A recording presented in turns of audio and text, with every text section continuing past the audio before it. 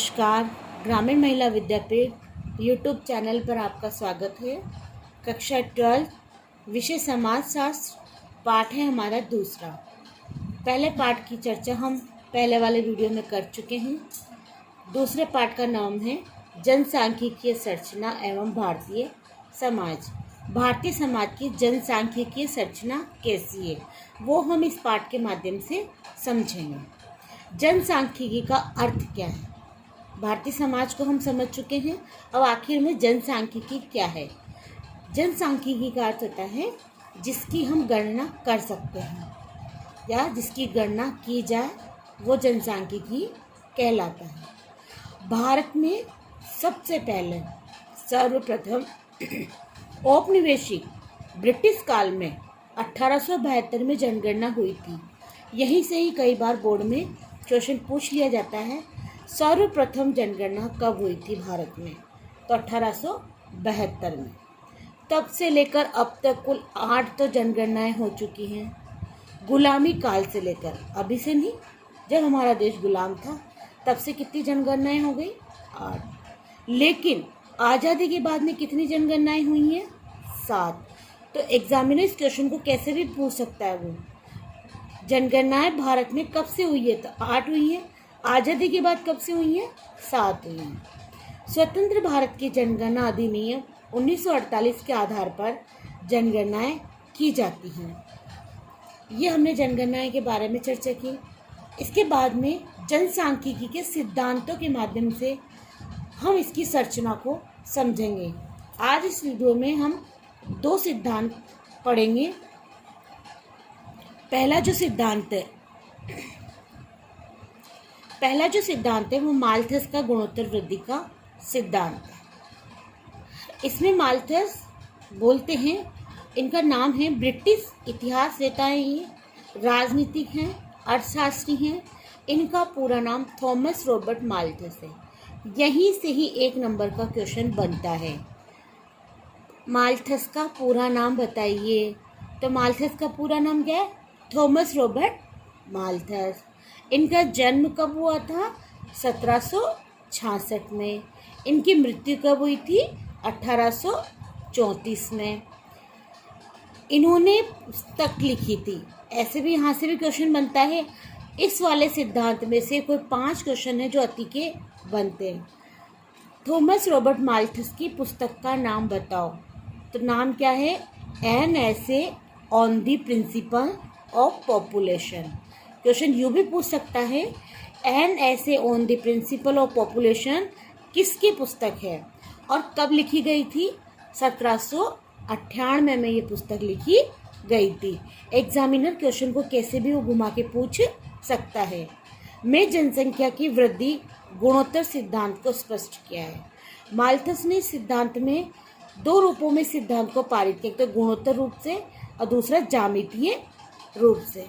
उनका मानना था कि जनसंख्या की वृद्धि जो हो रही है, वो मानते थे कि जो जनसंख्या बढ़ रही है वो ज्यामितीय अथवा गुणोत्तर रूप में बढ़ रही है। जबकि 2, 4, 8, 16, 64 होती है। ज्यामितीय रूप से गुणोत्तर रूप में वृद्धि कैसे हो रही है? 2, 4, 8, 16, 32, 64 देश के रूप में होती है। जबकि जो कृषि उत्पादन हो रहा है वो गणितीय रूप से हो रहा है। जितनी जनसंख्या बढ़ रही है उतना खाद्य सामग्री नहीं बढ़ रही। इस बात को कौन मानता है? थॉमस रॉबर्ट माल्थस मानते हैं।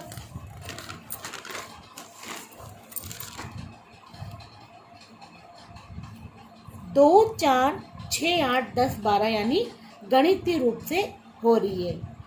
इस प्रकार इस सिद्धांत के माल्थस कह सकते हैं कि जनसंख्या में वृद्धि तीव्र है और खाद्यान्नों में वृद्धि कैसी है? कम है।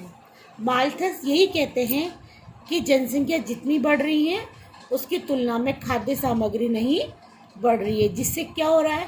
अकाल पड़ रहा है, भूखमरी बढ़ रही है, आदि कारण देश का और विनाश हो रहा है। ये बात कौन मानते हैं?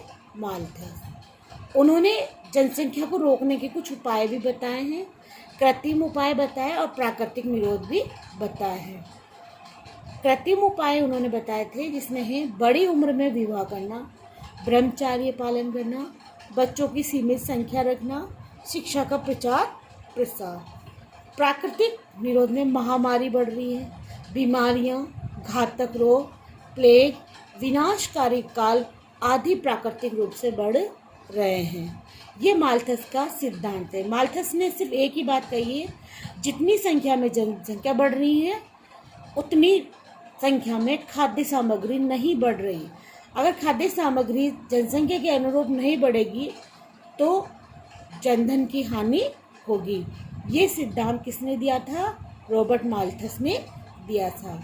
अब हम दूसरे सिद्धांत की चर्चा करते हैं। दूसरा जो हमारा सिद्धांत है वो है जनसांख्यिकीय संक्रमण का सिद्धांत। कौन सा सिद्धांत है? जनसांख्यिकीय कौन सा सिद्धांत? संक्रमण का सिद्धांत। इस सिद्धांत के अनुसार जनसंख्या वृद्धि आर्थिक विकास से जुड़ी हुई है। किससे जुड़ रही? इसमें आर्थिक विकास से। अगर व्यक्ति का आर्थिक विकास अच्छा होगा तो जनसंख्या वृद्धि दर कम होगी, आर्थिक विकास ज़्यादा होगा तो जनसंख्या वृद्धि दर कम या ज़्यादा हो सकती है। इसमें जनसंख्या वृद्धि की 3 चरणों में इसको बांटा जाता है।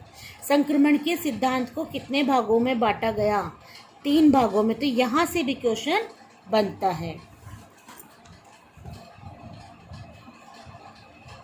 प्रथम चरण 3 भागों में बांटा। तो सबसे पहला चरण है, इसमें क्या हुआ था? समाज में जनसंख्या वृद्धि कम हुई थी, जिसके कारण समाज अल्प विकसित और तकनीकी दृष्टि से कैसा था? पिछड़ा हुआ था। प्रथम चरण में समाज जनसंख्या वृद्धि दर कैसी हुई थी? जनसंख्या वृद्धि में क्या हुआ था? कमी आई थी। किस लिए कारण आई थी? अल्प विकसित तकनीकी के कारण। ऐसे हम मान सकते हैं कि जन्म दर और मृत्यु दर दोनों कैसी थी? ऊंची थी। जितने लोग पैदा हो रहे थे उतनी ही तुलना में व्यक्ति क्या हो रहे थे? मर भी रहे थे। द्वितीय चरण, इसको विस्फोटक काल भी कहा जाता है। जब समाज पिछड़ी से उन्नत अवस्था की तरफ विकास कर रहा था तब मृत्यु दर तकनीकी चिकित्सा के कारण, सुविधाओं के होने के कारण नीचे गिरती गई। चिकित्सा सुविधाएं बढ़ने के कारण, तकनीकी विकास बढ़ने के कारण मृत्यु दर में क्या आई? गिरावट आई। जबकि मृत्यु दर में ऊंची बनी रहती है, जैसा भारत में 1961 में वर्तमान तक चल रहा है। मृत्यु दर में तो कमी आई और जन्म दर में वृद्धि हुई। इसीलिए इस चरण को क्या कहा गया? विस्फोट काल भी कहा गया। यहाँ से भी 1 नंबर का क्वेश्चन आता है कि विस्फोट काल कौन सा है? तो द्वितीय चरण संक्रमित सिद्धांत का विस्फोट काल कहा जाता है। तीसरा जो चरण है, इस स्थिति में ऐसा विकसित समाज माना गया जैसे अमेरिका, रूस, ब्रिटेन, जिनमें जन्म दर और मृत्यु दर दोनों ही काफ़ी कम हो गए। लोग इसमें समझने लग गए, शिक्षा को समझने लग गए, तो इसमें जन्म दर में भी कमी आई तो मृत्यु दर में भी कमी आई। ये हमारा सिद्धांत था। 3 चरणों में इसको बांटा गया।